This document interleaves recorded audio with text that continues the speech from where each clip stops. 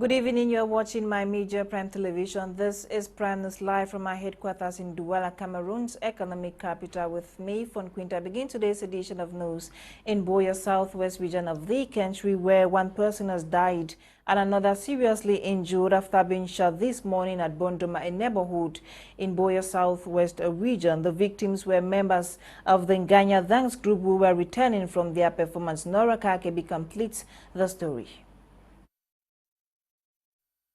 Woke up to another bloody violence this Monday morning, November 15, in which one person was shot dead and another seriously injured. Both the deceased and the injured were shot by security forces who opened fire on them around the Bondoma neighborhood in Boya, southwest region of Cameroon. My Media Prime Television gathered that the two men were part of a Bagri traditional dance group called Nganya, who were carrying out traditional rites. The body of the deceased, whose name we got as Monono John, has already been deposited at the Boya Regional Hospital mortuary. Meanwhile, the injured victim, Emmanuel Ikoke, was rushed to the regional hospital for medical attention. It is alleged that the dancers were mistaken for separatist fighters as they approached a gendarmerie checkpoint. The unfortunate incident this Monday morning provoked a partial blockage of the road as it was barricaded by the local population to express their fury, given the recent occurrences in Boya on Mondays. However, the barricaded roads were later opened, but there is no circulation of taxis, and most people have chosen to stay indoors to avoid unforeseen and unfortunate situations. It should be noted that the weekend has been characterized by bloody violence in the restive regions. In Bamenda, a 7-year-old pupil, Tata, was shot on her way back from school by forces of law and order, which provoked anger throughout the town as people took to the streets parading her lifeless body. In addition, one civilian was killed at Matazem, still in the northwest region, by alleged separatist fighters, and 5 security forces also lost their lives in the same attack. All this is still happening despite the fact that the painful memories of the 3-year-old Carol Louise, who was gruesomely murdered in Boya, still lingers in the minds of Cameroonians. The question on every lip is, how did we get here? Another sad story in the northwest region. Several government forces have been killed in Matazum after a pickup transporting these defense and security forces stepped on an improvised device implanted by separatist fighters. The incident over the weekend comes a day after a 7-year-old pupil was shot dead around New Road, Bamenda. Get full details in the following report.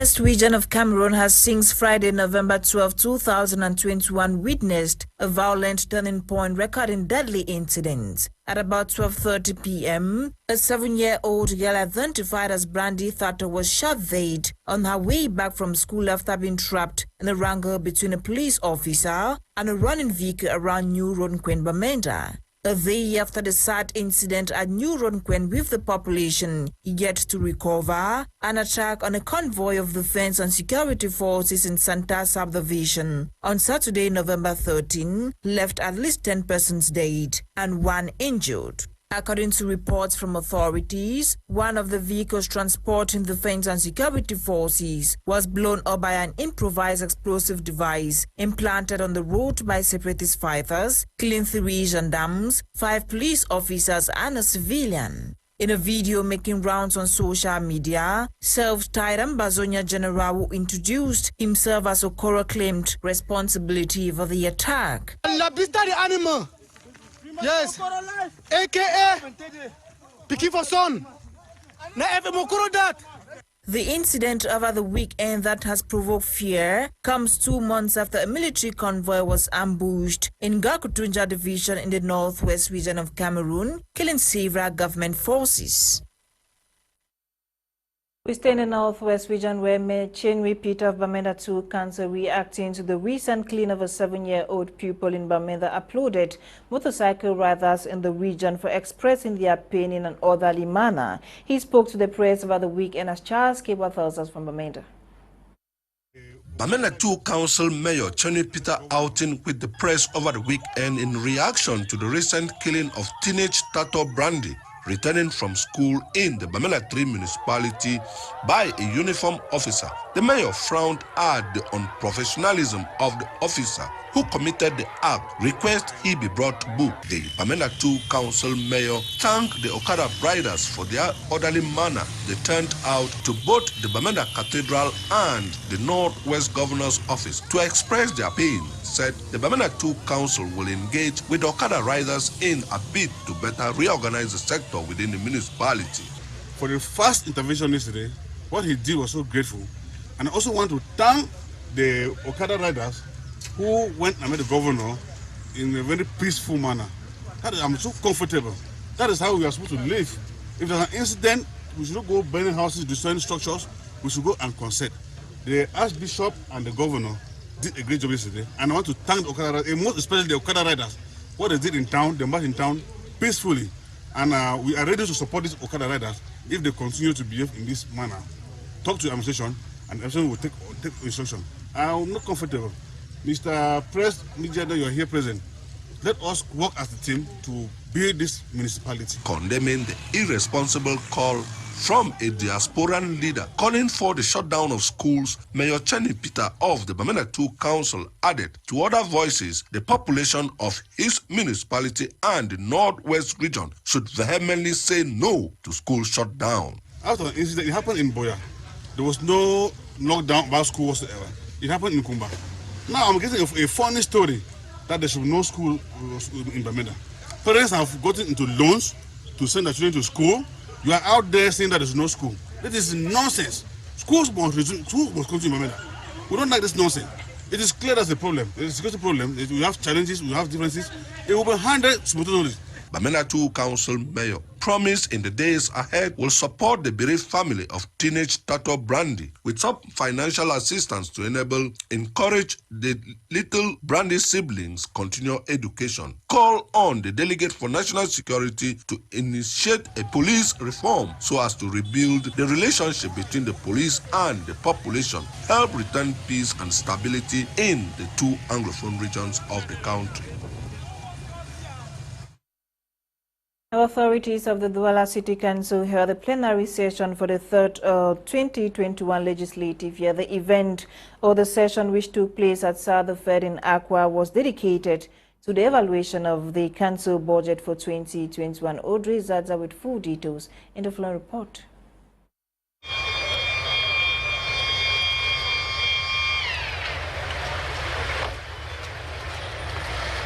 Initially voted at 56,800,000,000 francs CFA, the budget for the 2021 fiscal year as of September 30 increased to more than 59 billion. It is the data communicated by the Douala City Mayor Roger Mbasandine during a plenary session for the third ordinary session of the Council for the Zone Legislative Year, which took place on November 12 at Salle de Fête d'Aqua. The session was devoted on one hand to the evaluation of the level of execution of the Council budget for the year 2021 and on the other hand to the presentation of the budgetary guidelines for the year 2022. The different social, sporting and cultural activities as of September 30, 2021, such as the project to return the sidewalk to pedestrians, the traditional wrestling tournament Bessoir, the first scientific and medical days of Douala were highlighted. The orientations of the 2022 budget broken down into infrastructure and major activities to improve the living conditions of the Douala denizens were equally presented. We are on the good way to improve the living condition of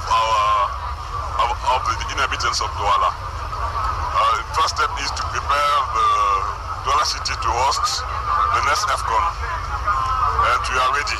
Ensuring a clean city, good roads, especially prior to the hosting of the AFCON Total Energy 2021, is amongst the main preoccupations of the City Council. We are on the way to launch a lot of works next year, roads, bridge, and so on, to improve the mobility in the city.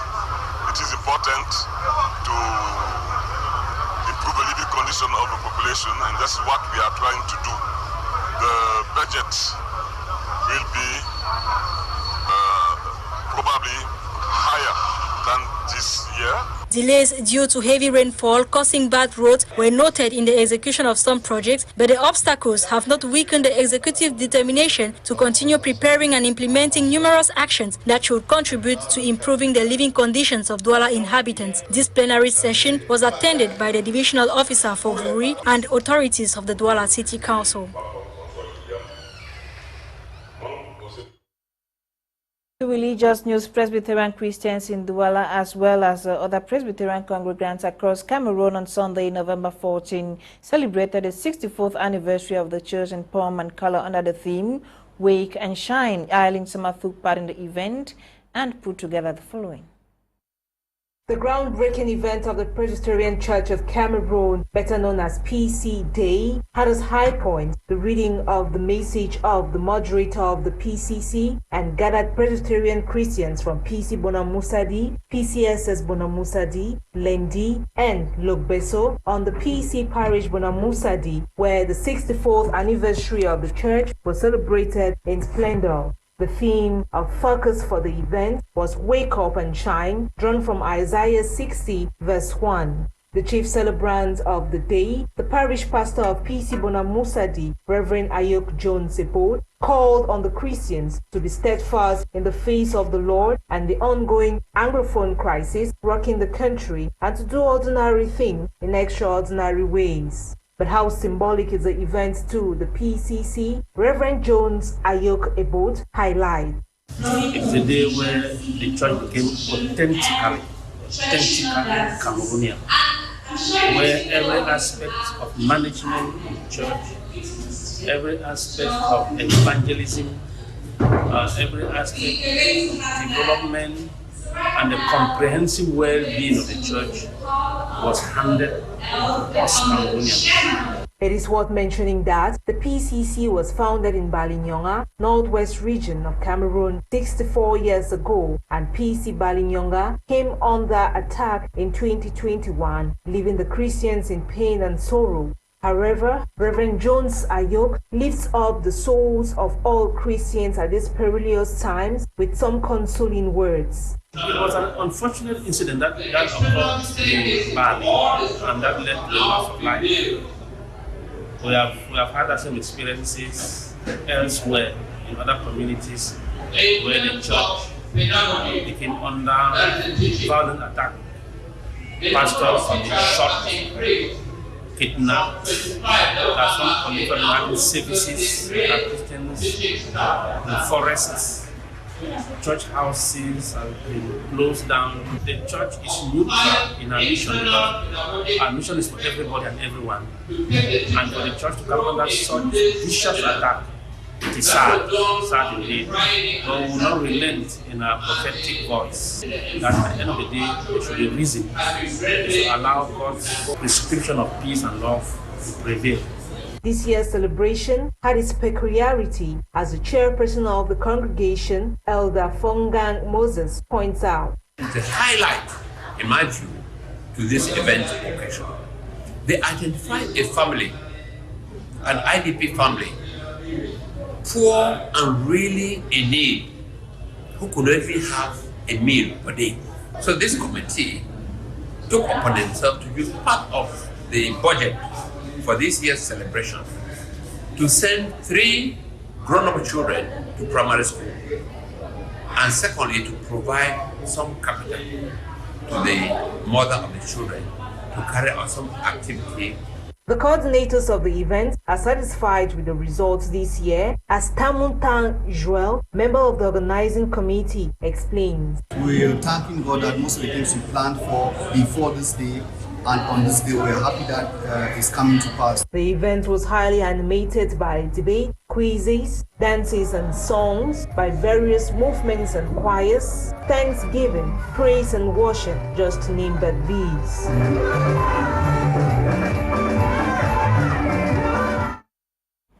In a related story, the Catholic community in Boyo Northwest region of Cameroon celebrated the Golden Jubilee of the St. Jude's Parish. During the event, the Archbishop of Bamenda, Reverend Dr. Andrew Nkeya, laid the foundation stone of the Mount Purpose Youth Center. Charles Kiba once more. the Golden Jubilee of St. Jude's Parish, Fundong, in the Boyo Division of the Northwest, 1971 to 2021 Golden Jubilee of the parish was celebrated with the Chief Shepherd of the Archdiocese of Bamenda, the Most Reverend Dr. Andrew Foya Nkea, as the chief celebrant. Present amongst was the administration of Boyo and the Paramount Fund of Com, the event that began Thursday, November 11th with various games, football, handball, choir competitions and others celebrated on the theme Renewing the Faith with Courage and Charity. In his homily titled Persistence in Prayer, the Most Reverend Dr. Andrew Foya Nkea, Bishop of the Archdiocese of Bamenda, said the ecclesiastical future of Fundong is bright and Jubilee is time for reconciliation, given the Holy Book says in the days of the Messiah, lion and goat will live together because in his days justice shall flourish and peace till the moon fails. He exhorts Christians to pray ceaselessly and the Fundong parish to set the example for the rest of the region to follow in true words, reconciliation, love, family live in peace, and children grow up in security and in the fear of the Lord. To Fundong is that the Jubilee period should be a period of reconciliation. The Jubilee period should be a period of peace. The Jubilee period should be a period of love. And that this parish should be an example to the whole Archdiocese in peaceful living and loving one another. This is my central message. Secondly, the gospel of today told us to continue praying, pray without ceasing. And that is what I've asked the people of Fundong to do, to continue to pray so that peace should return to our northwest and southwest regions and to our country. To continue praying that families should live in peace and that children should grow up in security and in the fear of the Lord. Some 829 faithfuls received confirmation from the bishop, whose visit the parish priest said the bishop's visit was a blessing to St. Jude Parish, Fundong, with envisaged projects and with the Christians will complete works. Very well, and I thank His Grace, the Archbishop, for coming and for the blessing this day. So I thank him so much. So I'm very happy, overjoyed. Yes, for sure, the work I just started, but I have the trust and hope with our Christians. We are going to build a multi-purpose youth center here in Fundong Parish. The Most Reverend Dr. Andrew Foya Nkea, Bishop of the Archdiocese of Bamenda, also promised to open a health unit, a secondary school, and lay the foundation stone of the multi-purpose youth center. Now, the Pan-African Leadership Foundation on Saturday organized a women leadership workshop aimed at impacting the lives of young girls and also to reinforce women leadership. The workshop was held under the theme Asserting Yourself and Managing Your Personal and Professional Life Effectively. Joyngong attended the workshop and brought back the following. Balancing work life and having to cater for family is a hard struggle for a career woman. It is in a bid to solve this problem that the Nyango Dempact workshop was organized in Douala, aimed at educating women on how to effectively manage their personal and professional lives. Today, I was there to tell them about work-life balance, which is something that women struggle with, every woman. Whether you're a big woman with money, you're a small woman working by Amselam or anything, you will struggle with work-life balance because you have to be a mother, you have to be a wife, you have to be a worker and all of that. So how do you reconcile all of that? With impact, yeah? Impact in your workplace, impact in your family, but it starts with impact in your own life. You have to be positive. You have to work on yourself. Don't go around life as an apology. You are not sure of yourself. Impact your life. And then you can impact outwards, impact in your family, give. And we shared some skills, that they can use. And that was the important thing. Marriage is not a trophy. You have to have impact in that marriage. The participants were equally lectured on tips to reconcile family and professional lives in the case of a long-distance marriage. I told them about being present. If you are not present mentally for your family, even when you are present physically, it won't mean anything. So it's about building those skills that will make you present in their lives, even if you are physically apart. Living an impactful life is key for success. However, to some of the guest speakers, it entails more. Participating today to talk about charisma was to let people know that some people, yes, are born with charismatic traits, temperaments, but you also have to develop others to be able to be successful in all you do. So I hope that the takeaway today was we can all be charismatic, we can all have impact, but we have to be intentional. We have to be confident, we have to have a vision, we have to have emotional intelligence, and we have to want to exceed expectations at all times. Nyango Impact is a product of the Pan-African Leadership Foundation, specialized in impacting the lives of young ladies and reinforcing women leadership. World Diabetes Day is commemorated every November 14th, aimed at bringing to light growing concerns about diabetes and its impact on sufferers. The day is commemorated, or it was commemorated this year under the theme Access to Diabetes Care. Bokenga Worthy with details. Every 8 seconds, someone dies from diabetes across the globe, being the leading cause of blindness, heart disease, stroke, kidney failure, amputation, and probably early death. Diabetes is the response of excess or insufficient insulin production by the body. Diabetes is a disease that occurs when your blood sugar is so high. It could also be known as blood glucose, which is your main source of energy that comes from the food you eat. It could be caused by this hormone known as insulin, which is made by the pancreas. This insulin helps glucose from the food you eat to get into your cells to be used as energy, but sometimes your body fails to do that. This insulin also helps to regulate your blood glucose level. 100 years after the discovery of insulin to help diabetes patients stay safe, millions of these patients are still unable to access the care they need. However, some signs for patients to watch out for include things that can predispose you to diabetes. You have age. People who are age 45 or older are at a higher risk of developing diabetes. Someone who is overweight or obese, someone who lacks exercise, someone who have had illnesses like high blood pressure, and someone who have high pre-diabetes or gestational diabetes. Worthy of note is the fact that diabetes can affect anybody. We have 3 types of diabetes. You have type 1, type 2, and gestational diabetes. For the type 1 diabetes, your body does not make insulin. It usually occurs in children and younger adults. For people with type 1 diabetes, they need to take insulin for the rest of their life. That is every day to stay alive. For people with type 2 diabetes, your body does not make use of the insulin well. You can develop it at any stage.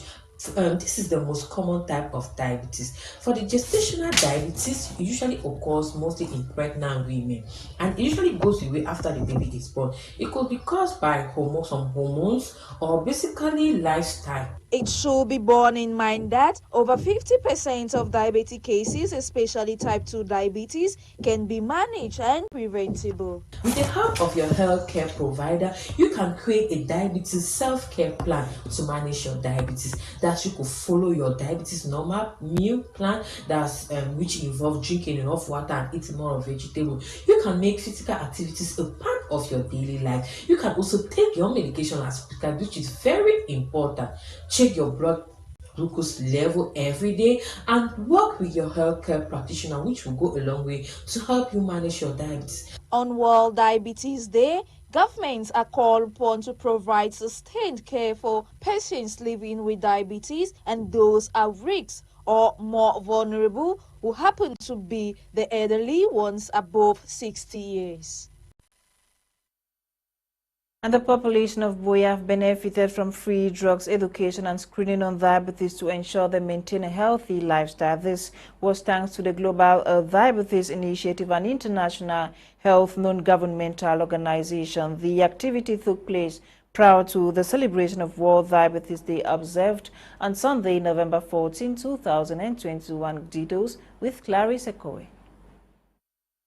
With their medical gadgets in place, This group of medical volunteers and medical doctors stationed at Government Primary School Ndongo, a neighborhood in Moliko Boya found in the southwest region of Cameroon, carried out free screening on diabetes for the population of Boya, educated them on diabetes, as well as donated drugs to some diabetes patients. This activity, sponsored by an international health NGO, according to the Cameroon coordinator Julius Esuka, is a means through which the founder, AC Matilda, who is a UK-based Cameroonian, decided to give back to her community. Our main aim is to create a diabetic sensitized community and also find maybe 1 or 2 ways in which we can help our diabetic patients get their drugs. We give them a medium in which they can empower themselves so that they can actually raise in some income to actually get drugs for themselves, help their children, send them to school. With a good number of youths still undiagnosed and unaware about their diabetes statuses, Laura Killer, the branch president of Global Diabetes Initiative Boya, underlined the importance of this activity. Diabetes is something that our community are not versed with it. So we as volunteers, we are here to give them that service, to educate and make sure that they have the best of it, to give them what to eat and how to go about what not to take. An opportunity to which many youths of Dongo Quarter and its environs responded positively. I was first of all timid in the aspect that maybe if I had come to know about it, it may give me some panic. But gradually, I came to realize myself that it would be positive for me to know my status so that I can know how to go about it. The initiative is good because it has made me also realize that you know how my diabetes, the way of my diabetes is now. It should be noted that Global Diabetes Initiative is an international health NGO focusing on diabetes and high blood pressure. It has branches in Cameroon, Nigeria, Ireland, UK, Ghana, and Uganda. And Clarice Ekowe's report ends the 6:30 p.m. edition of News on My Media Prime Television. Coming up at 7 p.m. is Prime Hour with Gum Leonard and his team. My name is Fon Quinter. Stay with us. Good night.